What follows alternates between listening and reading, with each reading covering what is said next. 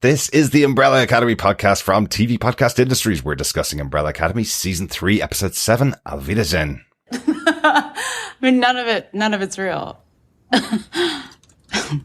Nothing stays. Shit. You've got the spins. Okay. Look.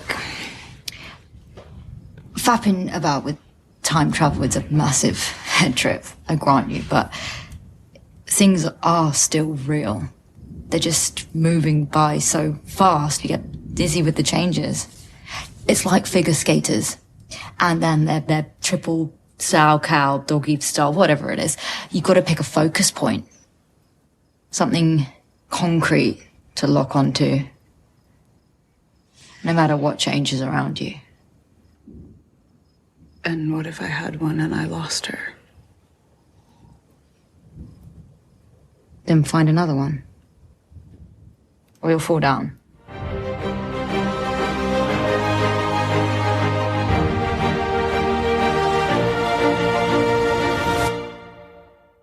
Welcome back, fellow Academy alumni. This is TV Podcast Industries. We're talking about the Umbrella Academy Season 3, Episode 7, Auf Wiedersehen. I'm one of your hosts, Derek. Yeah, I am one of your other hosts, John. Willkommen, fellow brollies. Oh yeah, Auf Wiedersehen, Pet. Auf Wiedersehen, Pet. Does anyone remember that show?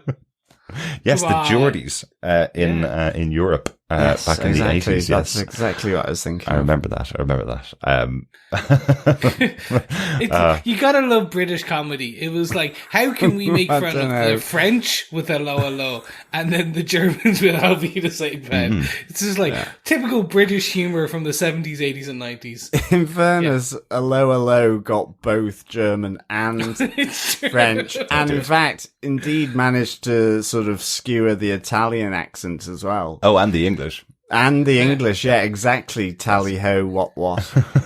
And if anyone wants to know where I got my accent practice from back in the day, it is hello. It is very much that. That is where I learned and fine-tuned my craft of accents.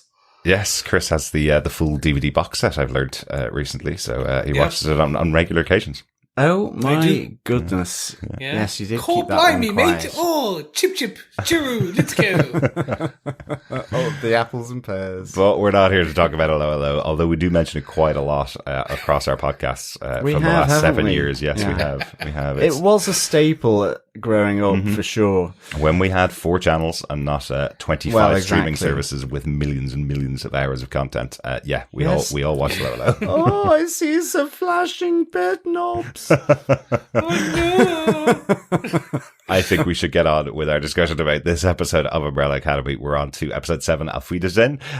If you haven't subscribed to the podcast, make sure you go over to the website at tvpodcastindustries.com and subscribe to the podcast over there. Loads of options for you. We'd love it if you'd leave a review of the podcast or even a rating for the podcast wherever you can on any of the podcast catchers. Love to hear your thoughts about all the episodes that we're covering on Umbrella Academy. You can email us to feedback at tvpodcastindustries.com with any of your thoughts on the shows we're covering. Just to make sure you know, we're not only covering Umbrella Academy on TV Podcast Industries at the moment, we're also covering The Sandman from Neil Gaiman. We have released the first episode of that, possibly even the second episode by the time you're listening to this. Hope you are watching along for The Sandman, another great show from Netflix.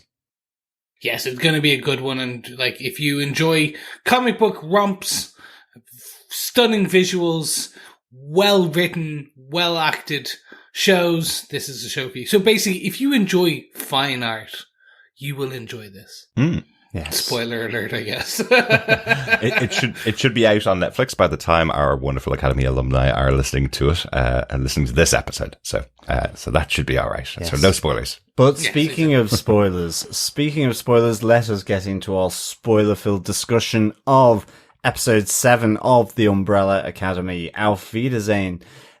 Derek, what are some of the episode details? Well, the show was created for television by Steve Blackman, developed by Jeremy Slater, based on the comic book series by Gerard Way and Gabriel Ba. This episode was directed by Kate Woods, who's done tons and tons of TV. This is her first episode of Umbrella Academy, but she reached the nadir of directors for television when she did 3 episodes of Agents of S.H.I.E.L.D. One in season 3, season 4, and season 5. That might be personal preference. Yes, it might be. Being the nature of TV. She's done loads of other shows as well. Loads that you guys love too, but those are my favourites. So I thought I'd call them out. Good stuff. Thanks, Kate. The teleplay for this episode was written by Michelle Lovretta, who also wrote the teleplay for the season 3 premiere this season as well. So this is her second episode of Umbrella Academy. John, do you want to tell us what they gave us with your synopsis for season 3, episode 7, Auf Wiedersehen? Yeah, sure. In 1953, Lila digs up her mother's, the Handler's, secrets and takes her frustration out on the other members of the Commission. To get her out of the way, Commission leaders Herb and Dot send Lila to West Berlin in 1989, where she retrieves a hidden briefcase planted by the Handler. She meets rocker musician Trudy and her son Stanley before she invites Stanley along on a fun trip to terrorise an old friend. In the present, Reginald wants to be a better father by helping Klaus hone his powers over death, by repeatedly killing Klaus in road accidents in order to train him to reanimate more quickly and less like a wet noodle. As Klaus gets his reanimation down to under a minute, Reggie takes Klaus to a graveyard to confront his fears over the dead, where he successfully exorcises the ghosts of his past. Back at the Sparrow Academy, both families join forces to fight the ever-expanding Kugelblitz, but all is not peace and harmony, as Allison is remorseless about murdering Harlan and blames Victor for her losses, which causes sulks and tensions amongst the Umbrella siblings. But Victor, along with Lila, Sloane and Christopher are essential in constraining the Kugelblitz. They combine their powers and manage to trap the Kugelblitz inside Christopher, but Robot Mother Grace is killed by Five when she attacks them with a flamethrower to protect her god. They learn their plan was successful as the Kugelblitz next energy pulse is contained inside Christopher as it fizzles out with a whimpering fart. At the Academy, the group celebrates saving the world, and on top of the Academy, Luther proposes to Sloane, who accepts. Meanwhile, Lila reveals to Diego that she's pregnant with their child, explaining that her trick with Stan was to test Diego's parenting abilities, while Five assures a grieving Victor that saving Harlan would not have fixed their past failures. As Faye toasts Christopher's role, the chink of the glass on Christopher causes him to suddenly explode, releasing the Kugelblitz which kills Faye and consumes the Academy. Before it claims another victim, Five saves Ben from the Kugelblast as the group escapes. Yes, it was all going so well. It was. And then a great little moment there with Faye toasting Christopher and causing, I guess, an unwanted resonance. Yeah, yes. They basically stopped one Kugelblast. Is that what happened? That was their best efforts. They could possibly manage stopped the Kugelblast for a couple of hours. That could have given them some breathing space, though. Yeah. Yep. And let them all fight with each other. They stopped a Kugelblast and started a Kugelblitz, a ballroom blitz. Yes, it was a Kugel fart, indeed. But yes, loving the show, loving some of the twists and turns that they take in this show, because they always seem quite unexpected. Definitely didn't expect an entire plan to just fall apart in the last millisecond of the episode once again. Great stuff. Let's get into our big moments from season 3, episode 7. Chris, do you want to kick us off with your big moment from season 3, episode 7? Let's do it, because it is the beginning of time. It is 1953. It is years and years. No. Yes. No, I want to start with Lila, and the backstory we do get of Lila and her trip home back to find her mother, and the kind of the message we read with the fantastic voiceover, by the same actress, and then seeing her find the suitcase, retrieve the suitcase, and then go to 89, where she kind of punk rock, down with the wall, down with democracy, and down with communism. Communism. Down with communism and up with democracy. That's it. And down with normal music and up with punk rock. Yeah. You know, Lila kicks ass on drums, though. That is fantastic. Did you know she does that? The actress, like, learned that and, like, can do that full thing. Fantastic. Like, I was shocked. Like, somewhere on social media, it was going around. It was like, yeah, and she learned that. Like, she learned that full set. Cool. She wasn't really a drummer. She enjoys it. But now, like, she's full on hardcore, like, speed death metal drumming, like, solos. And I'm like, damn! Look out for Rita Ora in a theatre near you just drumming, I guess. It seems to be a Netflix thing, right? They did that for Stranger Things as well. Yeah. That, or she's going to do the next version of Whiplash. The sequel. Yes. Whiplashier. I really enjoyed this story because also the kid, Stanley, is from 1989. He's not current timeline kid. He's just been brought forward. Like, kind of just, that was the bit I wasn't expecting because it took me a bit of time. I was like, wait, like, has like 10 years passed, but the kid hasn't grown up? Wait, I was trying to figure out how this was, time travel. It's always crazy timey-wimey. Like, they just walked from 89 into 2023. Or 2022 probably at this case. And I enjoyed this. Yeah. I thought this was fun, and we get rationale of why she wants to do what she's doing. In terms of she wants payback. She wants to go mess with Diego's head. Mm-hmm. And she's also upset that he hasn't come looking for her. Based on what I'm inferring from, he hasn't come looking for her. Like, she's there in the club, and she's upset that he's not walking in to get her. Yeah, I think she sees him, definitely in her mind. She sees him in the crowd, and she's that he doesn't actually exist there, of course, because it looks like he did in the 60s with his old long haircut. But I think that puts her on the path of wanting to go back and mess with him. But the question I have out of it, she reveals later on that she's pregnant to Diego. Bum, bum, bum. So the question I have out of it is that why she's going through this anger and aggression when she goes to Berlin? She knows at that time and then decides to go off and mess with him. She says that the reason why she brought Stanley with her is because she wanted to test whether he'd be a good parent or not. So I'm guessing she knew that she was pregnant, then went to get the time travel device so that she could catch up with Diego at some point in some timeline. Yeah, and I mean, it's also what we hear when she's in the Commission is, you know, she went back to the Infinity Switchboard just to, like, get a glimpse of him again, to kind of look at that recording, but ultimately was shot by her mother, and then she's watching that back. It's all that fallout of the handler's mess from last season. So, you know, they had feelings for one another previously in season 2.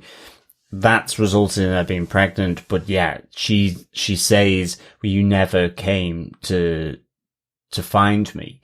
So there's a bit, and it's in the same way as she says to Stan when they realize that Trudy's run off with the bass player, or that, well, let's go and terrorize an old friend of mine. You know, so she is playing with him, but it ultimately, there's a reason behind it, which we find out when she, you know, comes clean to say, that's the whole trick with Stanley. He's not hers. It's Trudy, all this kind of thing. But I mean, it was a really kind of nice moment because, you know, I like the way Lila, in a sense, you know, I think she's just being honest. But she rescues it to some extent. Yes, Diego has got to think about it, and he says that, but I like it when she says, you know, I'm a bloody mess, because of what she saw at the Infinite Switchboard everything going on. But I want a family with you. You know, that's the deep honesty here from her. So I have one question on this, right? Because this is where my brain went, and I don't think they would do this, but it kind of felt like they were.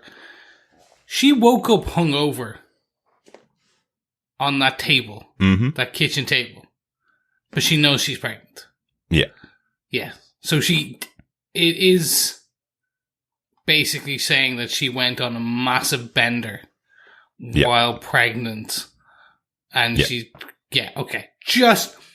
didn't think they were doing that. But upon reflection, I was like, that they did do that. My second watch, I was like, she's hungover. It's not just like morning sickness. It's, she is.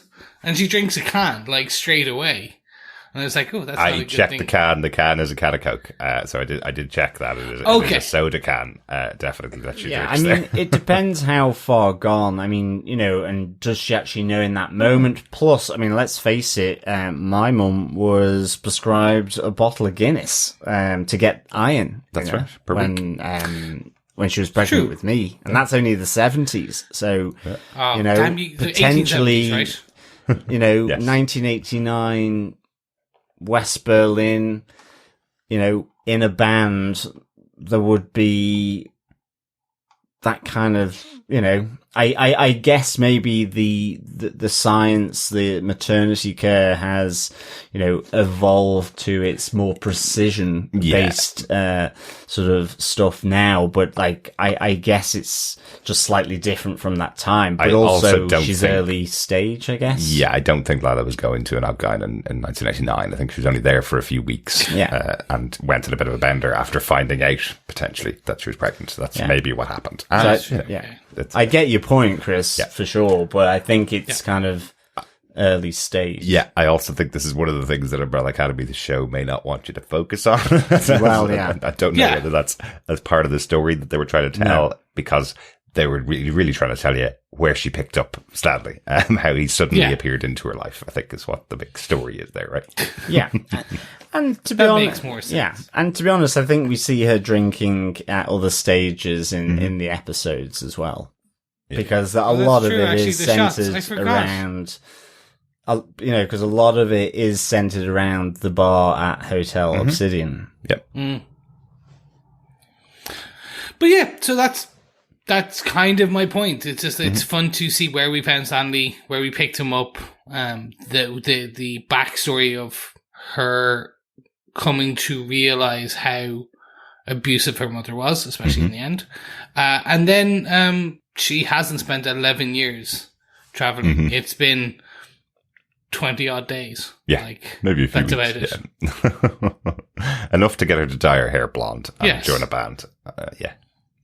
So, like, literally 20 odd minutes, potentially. Potentially. Exactly. I have to say as well, just one kind of point from Lila, but also Diego is it leads to, in my mind, one of the best lines of this episode from number 5, where he says, "You two sentient STDs have actually been in there," in terms of referring to the doorway to Hotel Oblivion, and having gone in and come out and now trying to figure out how do you open this door again. So I must say, just cracked a massive smile with that line. So good. So good. Yeah, really enjoyed that. I just realised from my notes she does actually refuse a drink in the episode as well. Interesting. Yeah, because Alison offers her something from her hip flask. She says, "No, I prefer the hoppy bitterness of a good Guinness." There we go. There you go. To get the iron. Exactly, to get the iron. So just like your mother, John. Exactly. Maybe she's been prescribed a Guinness to give iron to her baby. There you go. There you go. There you go. Actually, that's a really nice scene though as well between Lila and Alison as well, where Alison is effectively being pretty sort of intransigent around Harlan, pretty tough on Victor, for good reasons from her perspective. And I like the way Lila describes, effectively that you've got the spins from time travel, and that these things move past so quickly, they change up because of the time travel, that you have to pick a focus point to remain steady, otherwise you're going to fall over. And Alison replies, as you would expect, with, "What if you lose that point?" And Lila's pretty kind of objective about it. "Well, you need to find another one, otherwise you'll get lost and fall." Yeah, absolutely. And I suppose you kind of forget that the Commission are all trained people to go through time traveling. So, there's a whole process they go through before you can go through time traveling. Whereas the Umbrella Academy have just been dragged through time back and forth, by Five and his power. So, these things are massively affecting, Allison, and potentially if she'd had some help with what to expect or how to manage it, how to deal with it, maybe she wouldn't be as messed up as she is at the moment.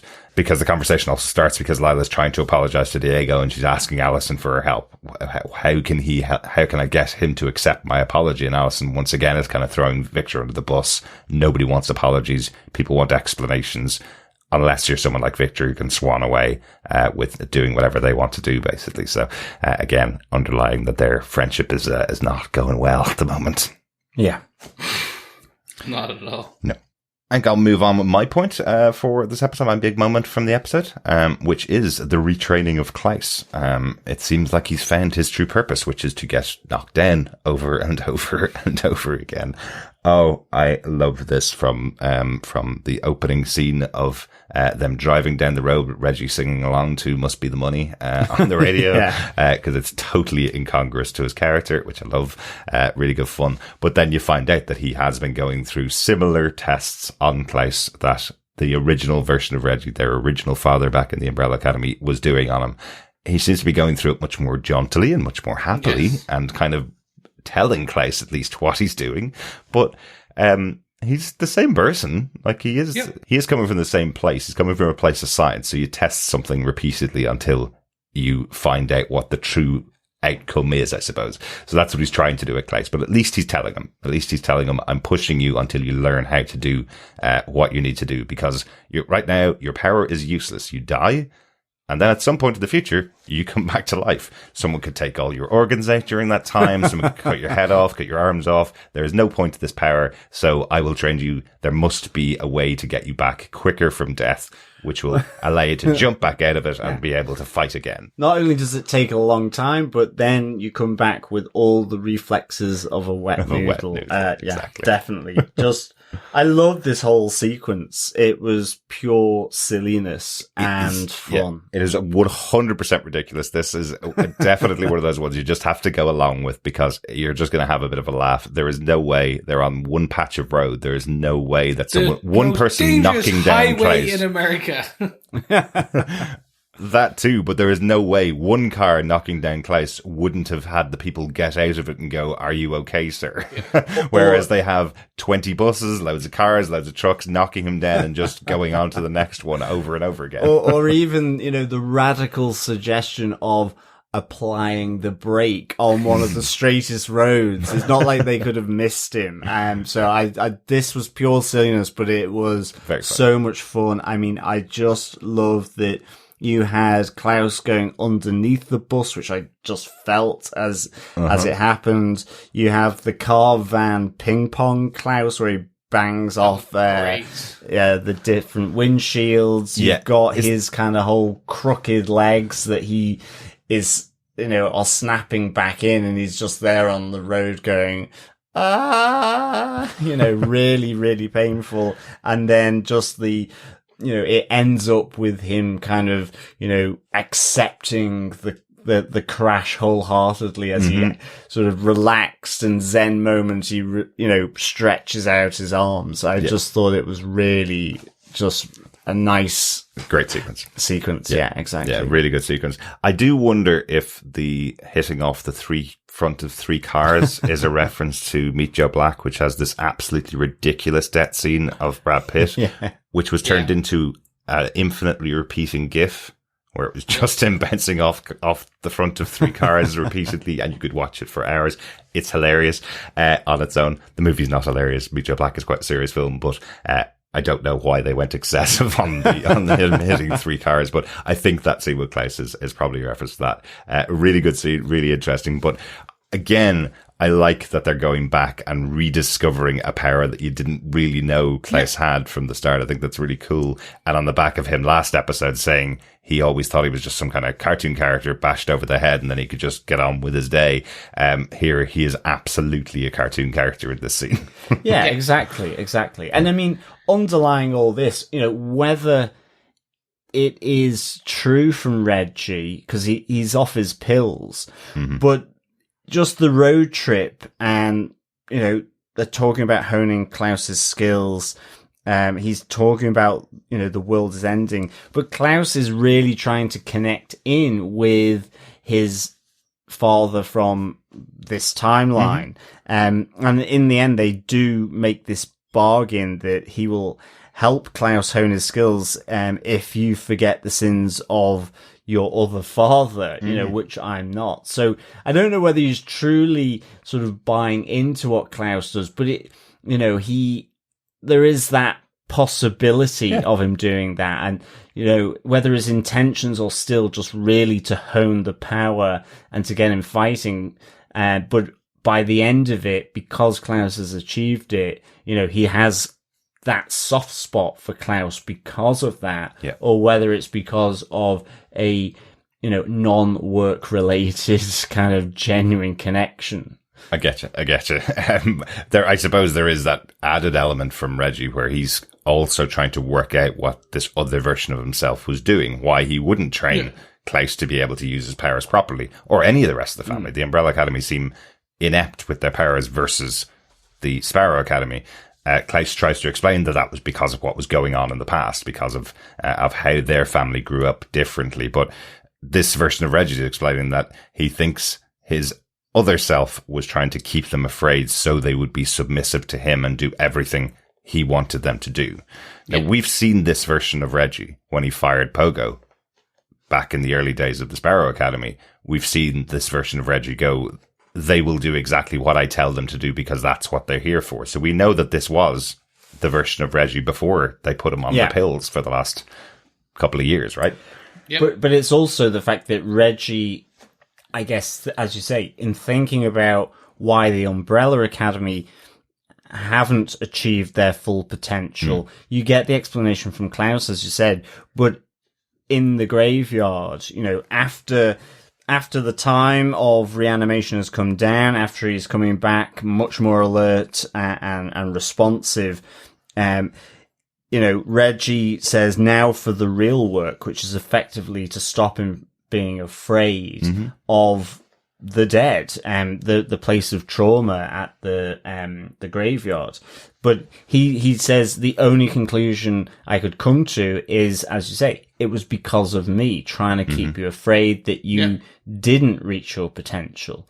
So I think there is a genuine kind of acknowledgement from Reggie in his own objective kind of, you know, precise way, you know, but I really kind of enjoyed the look on Klaus's face as well. And it's like, oh, okay, I've done it. I'm really proud. You know, I've made you proud as, you know, my father from the other timeline. And then all of a sudden it's like he's shoved into his place of trauma into the graveyard by Obi-Wan. Which I loved. Love that. Yes. The only additional bit I can add to this is they missed a trick. For a show that is known for its music and it's tying the music perfectly to a scene, there is a song that encapsulates getting knocked down and getting up again. They should have paid the rights to the classic that is Chumbawamba's Tub Thumping. Like, that is the official, like that's just the one that you could have just played. Yeah. And it would have just been perfectly, but anyway. It does make me question what other powers do the teams have. Yeah, definitely. What else can Allison do? Yeah. What else can Five do? Like, Five at the moment can jump through time and teleport. Well, we do. But is there more? Yeah, there's potential hints there because with the family meeting that's held, Five asks, how have you just rumoured Victor without saying I rumoured? I heard a rumour. You know, I heard a rumour. So potentially there's more to Allison's skill set as well. Yep. But I think what's really good about the Klaus side of it is that, you know, here in the graveyard, you get Reggie giving him that pep talk to Klaus, you know, in the sense that quite an inspirational speech, as he's holding off the ghosts with his kind of modified torch that kind of stops, or maybe it is just the light. I just assumed it was something that kind of kept them locked. You know, Like a bit Ghostbustery, yeah. Okay.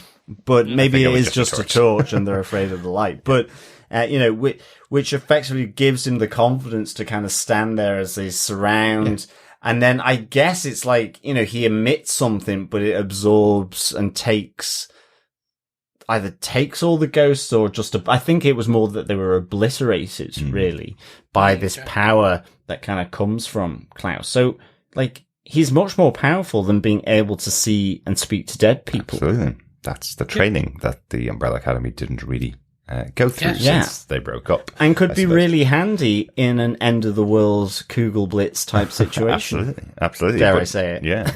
But I suppose on the point about 5 and what his powers are, yes, he was able to blink back and forth to different locations. That was his original power. But remember, with his own training, breaking away from Reggie, he was able to jump through time.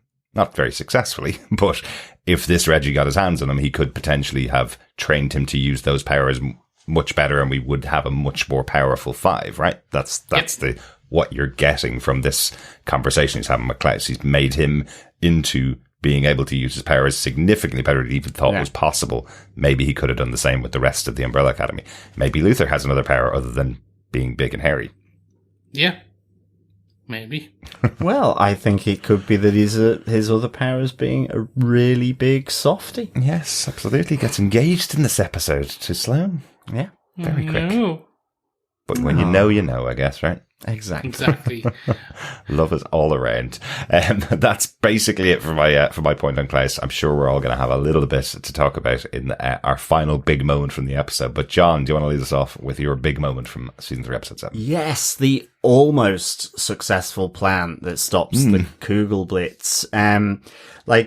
I think this was just really good and threaded nicely through this whole episode. You have that family meeting between the Sparrows and Umbrellas with a lot of Diego back chat with Ben, a lot of sort of put me downs from 5 saying, you know, can you two testosterone twins calm down? I don't know why. I just absolutely love that initial moment when Ben comes in and goes, everybody sit down. Diego goes, a please would be useful. And Ben just goes, no. Yeah, exactly. Like, just really nice back chat here. You know, that kind of just, I think, I mentioned this before about the back chat, but it's the social observations of people with these characteristics that are just so good.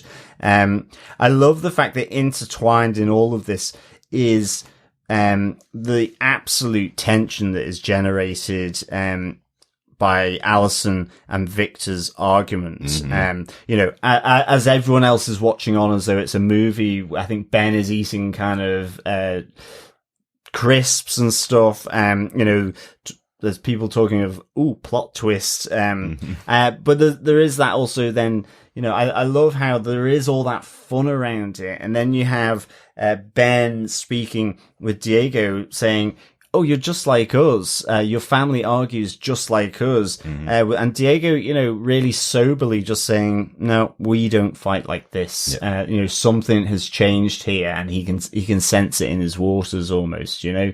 I really kind of like that whole atmosphere created around this, but ultimately, certainly because then Victor is essential to their plan. I loved how this played out.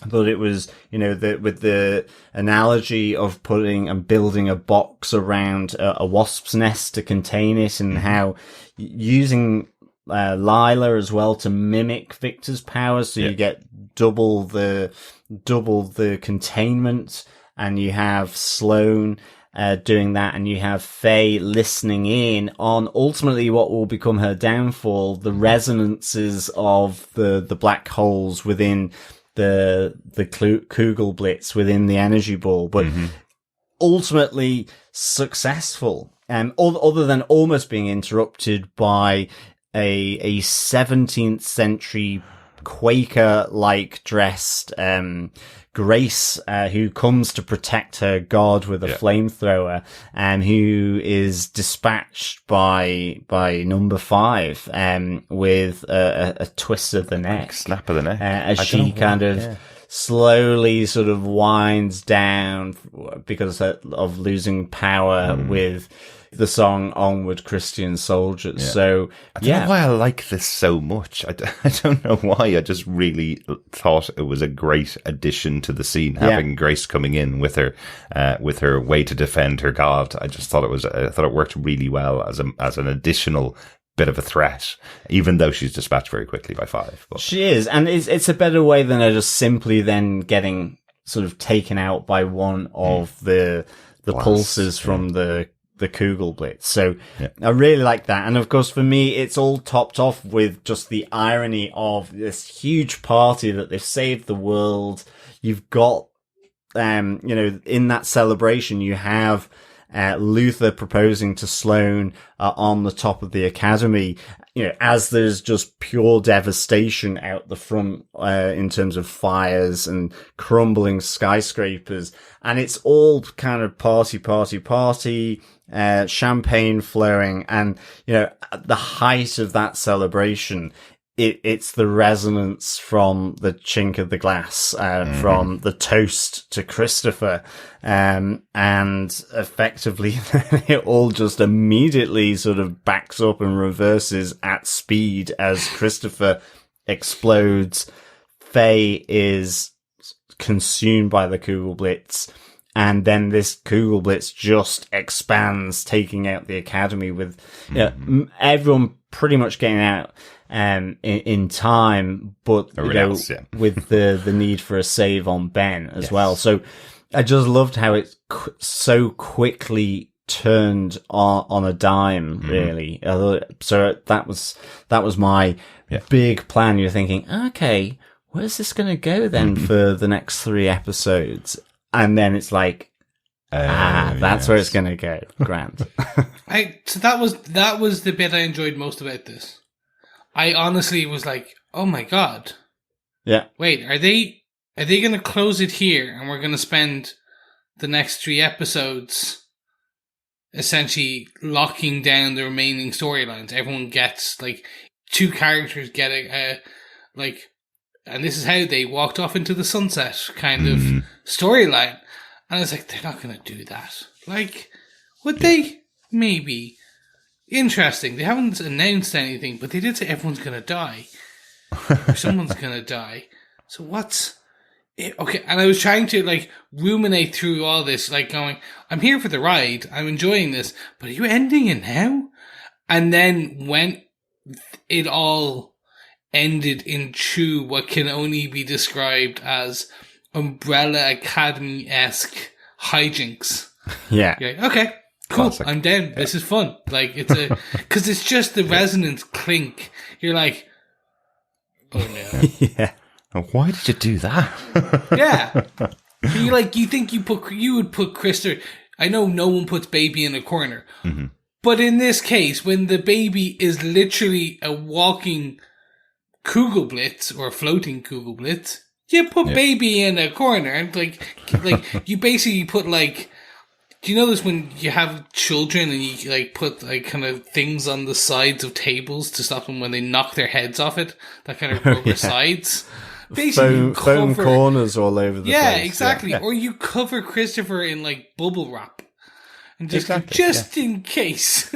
In fairness, I don't think bubble wrap would have contained the Kugelblitz either if there was some intrinsic fundamental flaw that had happened with Christopher. But I do like the idea that you could contain it with bubble wrap. I think put him in a safe, make sure that there's some scientific research done now that it's been contained to ensure that it's all stable inside. Because, one chink of a glass and then off it blows. Speaking of wonderful Umbrella Academy moments and the things only this show can do, I absolutely love the whimpering fart as they do contain the Kugelblitz. Yes, it is good. It's so funny and so only this show would do it. But that's what they always say, how the universe will end. Not with a bang, but with a whimper. With a whimpering fart. Yes, there you go. Love it. Also in this moment, you know, we've talked about Alison and Lila at the, sort of in that moment whilst the party's going on, having their conversation. Yep. She has her chat with Diego, but there's also that really good chat, between number 5 and Victor as well, where, you know, she's kind of put herself away, staying out of Alison's way for sure.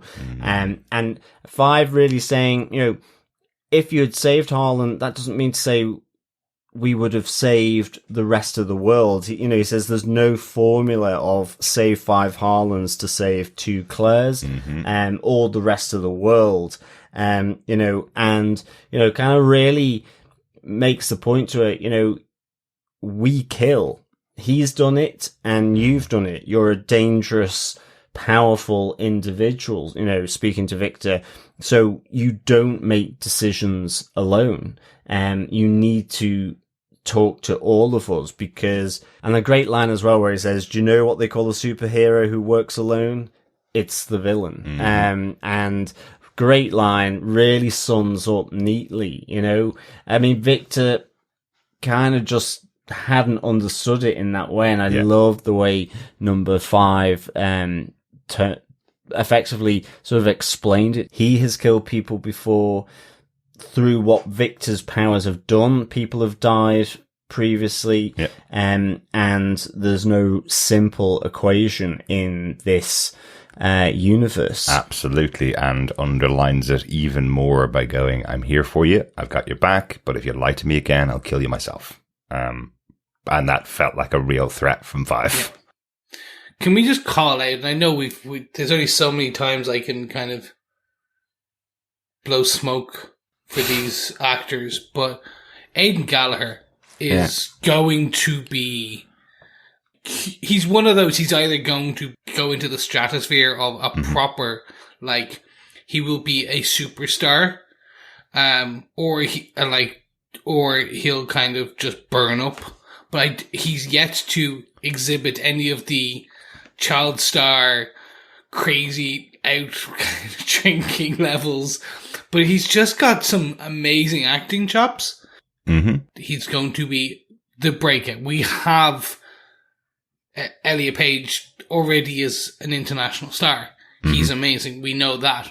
Aidan Gallagher has always just been this, we've said it every season, of how great a standout actor and character he is. And the only other person to rival that is probably Tom Hopper, who is becoming, he's been apparently tapped for a lot of action roles. He was in the Resident Evil 1 remake recently. And apparently he's kind of getting into that edge of kind of, he's about to, again, reading broadsheets and film Twitter, he's about to break into that wider action role hero for the next kind of, the next 10 years, because for the ones who have the voids that's been left from Armie Hammer and those types of films.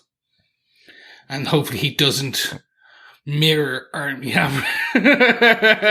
Aidan Gallagher has been a standout since the first season of the show, and you kind of wonder, given that it's been 3 seasons and one of them filmed during lockdown and COVID and all that kind of stuff, where they probably weren't working on many other projects, you really do wonder when he gets a bit of a break with other filming going on, what's he going to do? Where's he going to go? I know he plays music. I know he's an ambassador for lots of charities as well. He does lots and lots of charity work.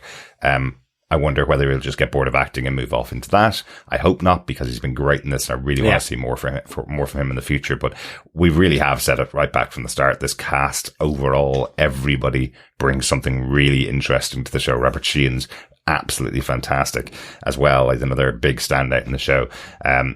Everybody is really, really good. Yeah, definitely. It's a really good mix of actors and how they're portraying the characters and how they're written, how they're filmed and directed, and it's just a great ecosystem, I think, and it's producing some really good acting. Damn fine acting, in fact. Excellent stuff. Wonderful standouts on this show overall. Any other notes, anything else you guys want to talk about before we close out our discussion about episode 7 of Umbrella Academy? No, nothing from me, Bob. The only bit for me is I believe there might be some Easter eggs and nods written onto the Berlin Wall, but I have no idea what. I keep forgetting. Okay. Well, there was Reagan with laser eyes, I guess, which could be reference to his Star Wars program, I guess. Yeah. Maybe. Or maybe they're just referencing the boys. Or the boys, exactly. But who knows? Yeah, I wonder if it was actually just a reference to something that was actually on the Berlin Wall at the time. Could have been, I'd have to actually. compare the two of them side by side. A couple of quick ones for me. I really loved Alison's attack on Luther when she sees him in his costume, telling him he looks like an unpopped zit. Yeah. That was really good fun. And then the great moment between Ben and Victor, where Ben goes up to his room and pretends he's just there to get his coat so that he can kind of admonish Victor and make him go downstairs and join the Kugel Blitz attack. It's something that we haven't seen from Ben before, really being that proper manipulative person and using it to good effect here, not just for his own benefit. I thought it was a really good conversation where he walks in and just kind of goes, Victor, have you just been sitting up here waiting for someone to run after you? I'm here for my jacket. Very good. I actually, I really enjoyed where Sloane and number 5 are talking about giving all the sort of statistics of the Kugel Blitz and how they're going to deal with it, and Klaus just chimes in with, should I be finding this hot? You know, as they're kind of running off the geek sort of hotness radar with all this physics talk, I guess. So really good. Like that little moment. Absolutely. And then last note for me is just on Ben. We see loads of pictures of a person called Jennifer around his room, loads of drawings that potentially Ben's done, and also called out by Klaus here that Ben died in the Jennifer incident when they were younger. So we haven't really heard that before. We know that Ben died. We know they had a funeral for him. That's kind of set everything in motion with the Umbrella Academy falling apart and not being as tight a family as they could have been. But we haven't really heard it called the Jennifer incident before. And the reason I know that is because I frantically Googled it going, did I miss something from season 1?